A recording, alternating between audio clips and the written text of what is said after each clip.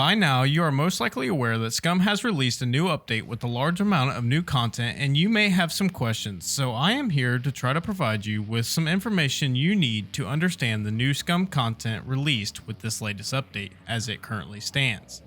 Please remember though that SCUM is still an early access game at the time of recording this video, so some of the information may change. To get us started, there were multiple major changes and additions with the latest SCUM update, with the first major addition and change being related to base building. Now the devs have added multiple new modular base building elements into the game to give players the ability to customize their base designs more than ever before. As you see on the screen now, some of the new base elements consist of new windows, hatches, new wall and floor variations, new doors, ladders, new wall supports, updated furniture elements, and updated foundations. The tier 3 and higher foundations now are no longer able to be crawled under, so you don't have to worry about those pesky rats making themselves comfortable under the base while waiting for you to come home. One of the new elements that was added was the ladders, but note that currently the new ladders are bugged and sometimes will not let you climb them, but the devs have stated that they are aware of this bug and currently working on it. Something that I also found interesting with the ladders is you have the ability to put them on the outer edge of the floor pieces, so it could lead to some interesting base designs, but I believe it will only allow this for one level, so you won't be able to do towers with ladders that go up to them. The majority of the base building elements now have a new refreshing look to them as well, so this can also be something that you will notice as you're building your new base. From all the testing I have done so far, all the base element HP seems to have remained the same, even with the new element variations. Something new that you may want to note though is the new elements now have the ability to vault over/through them, which is something you will need to take into consideration when designing your base. Now for players to be able to counter other players just vaulting into their bases, you now have the ability to put window fortifications on these new base building elements as seen here. Now you will want to be careful though, because if you upgrade a wall that one of these window fortifications are attached to, it will break the window fortification. I am not sure if this is a bug or if it is intended to be this way, but I will be creating a report to the devs to inform them of this. Along with the new base building elements, players now have the ability to paint their base elements however they see fit, but you are only able to paint the elements one solid color per side currently, as you can see here in the video.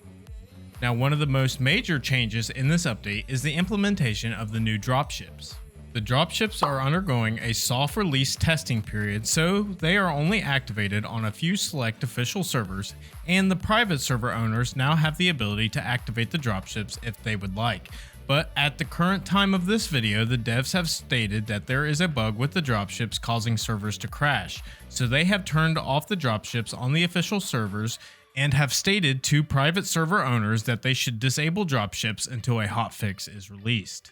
The dropships are currently controlled by 6 server settings, which are the ability to enable/disable dropships on the server, the ability to enable/disable dropship encounters at the abandoned bunkers, the ability to enable/disable base building dropship encounters, the ability to enable/disable dropship spawn encounters in threat zones ignoring base building. The last 2 settings are to control the dropship's ability to target bases depending on their size, and the amount of base building elements that the dropships are allowed to destroy. The dropships are able to be triggered in a few different ways currently. The first way being that if you kill mechs at the B2 airfield, the dropship will bring a new mech and drop it off as reinforcements. For me to get this to trigger, I found I had to kill 3 to 4 mechs before the dropship would bring a new mech to replace one of the ones I had already killed. I was not able to, however, to get the dropship to attack me at the B2 airfield even when I tried to aggro the dropship by shooting at it. The second way to trigger the dropship is to fail a door hack at any of the abandoned bunkers on the island. I found that to get this interaction to occur with the dropship, I would have to fail the door hack after a server restart, so right now it looks like the dropship interaction is limited to 1 door hack failure per restart, but it could also be based off time, but during my testing I was unable to determine if there was a time frame limit for how many times the dropship would come to the abandoned bunkers. Now when the dropship interaction is triggered at the abandoned bunkers, a dropship will fly down within a few seconds of the door hack failure and drop a mech right at the front door. Then the dropship will patrol the immediate area of the abandoned bunker, and it will engage you if it has a line of sight on your character. The only way I was able to get either the dropship or the mech to leave the area was either to kill the mech or shoot the dropship till it caught on fire. I tried multiple times to kill the dropship, but I was not able to due to the dropship flying away as soon as it caught on fire. It does take quite a bit of ammo or RPG rounds to damage the dropship though, so you want to keep this in mind when you're interacting with them. At one point in my testing, the mech that was dropped off despawned as soon as I left the immediate area of the bunker, but I am not sure if this was a bug or if it was part of the mechanic. Another thing I discovered during my testing was that if a mech is dropped on your base elements, they will instantly break no matter the level they are, as seen here in this clip. Currently the dropships are not very accurate, but when they do hit you, it only takes a couple of shots to kill you. The dropship will follow you while running through trees, or it will do what it can to try to get an angle to shoot at your character. Really, the only way I have seen to hide from the dropship is either to hide in a building or in a thick bush. The third way to trigger the dropship is for the dropship to deem your base the biggest threat on the island currently.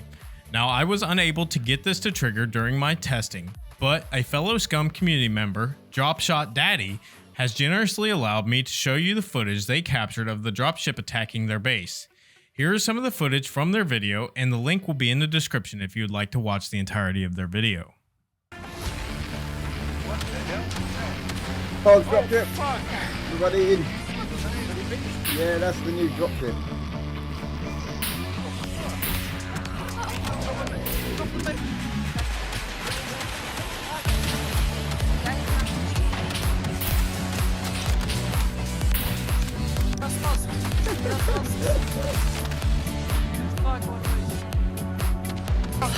You're gonna have more friends. I love it. As you can see in the video, their squad was actively working on building their base when a dropship was triggered and began attacking their base, destroying some of the base elements and dropping off a mech to attack them as well. Now it looks like their squad was able to kill the mech and shoot the dropship enough to cause it to leave, but not before some of their base was destroyed. There is a server setting to control the amount of base elements that a dropship is allowed to destroy before it has to leave the area, with the default setting being 50 base elements remaining in the flag zone. Now the devs have mentioned that this is their trial run of the dropship feature and they are looking for as much feedback as possible, so make sure to leave your feedback either in the SCUM community Discord or in the SCUM Steam forums. I am not ready personally to give my feedback on the dropships yet in regards to attacking bases or the other interactions around the island, because I have not had enough experience in person with these interactions to have a good opinion. But once I have enough experience, I will be sharing my feedback with the devs as well. Another part of the new update is the devs have now brought back the quad bike in all its glory, now with some new and improved sexy features such as being a part of the new modular vehicle system. So make sure to embrace your inner mechanic and pimp your ride. But in all seriousness guys, the quad bike is a two-person vehicle that now has the ability to add extra storage and add armor. A couple of things I found while testing was to be able to install a battery, you must remove the body parts of the quad bike, and to be able to remove all the body parts, you must make sure you remove all the headlights and tail lights and all the additional small components. The quads are very fast and nimble currently, and it kind of feels like you're driving on ice at times, so you want to be careful when driving around with the quad bike that you do not crash and ruin your brand new vehicle. The last thing to note about the quad bike is that the front spikes that were teased in the patch notes are not yet in the game due to a bug that the devs found that causes the quad bikes to fall through the map, but rest assured guys that they will be in the game once the devs resolve this bug. Now this is a major one for all you loot goblins out there. The devs have changed the loot system again, with the new system adding individual cooldown timers for rare loot items. Currently, I do not have a huge amount of knowledge on this system, and I was not able to find much in my initial testing, but from my understanding that if you loot a rare item from a box or spawn location, that will activate a designated respawn timer for that type of item, and it will not respawn in that location until that timer has concluded. Now, to my knowledge, official servers have a dedicated spawn timer for rare items, which I do not currently know at this time, while the private server owners have the ability to set up their respawn timers however they see fit. To learn more about the system though, I will post the link to the patch notes in the description so you can do further research yourself.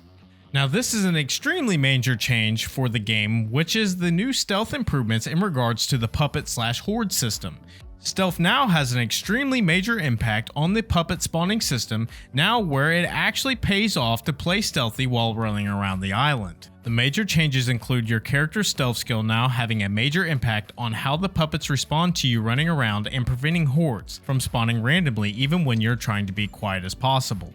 Suppressed weapons and other silenced weapons will now not aggro puppets as easily, so it now pays off to use a bow or a suppressed weapon or any other silenced weapon to eliminate puppets.